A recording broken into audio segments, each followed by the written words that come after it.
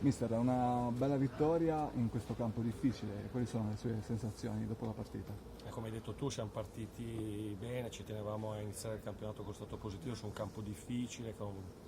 giocatori di qualità, un allenatore esperto, una piazza importante, quindi siamo contenti anche per il piglio con cui siamo venuti qua a giocarcela, soprattutto nel primo tempo, non era neanche facile ribaltare il risultato sull'unica occasione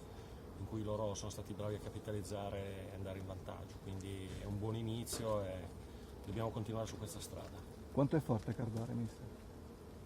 Molto, è un giocatore polivalente,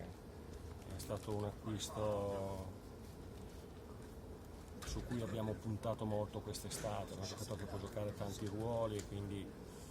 Antonio sappiamo che ha delle doti particolari, però credo che oggi tutta la squadra, poi soprattutto nel secondo tempo, abbia interpretato la partita sapendo soffrire, quindi un buon primo tempo dove abbiamo giocato un buon calcio e un secondo tempo dove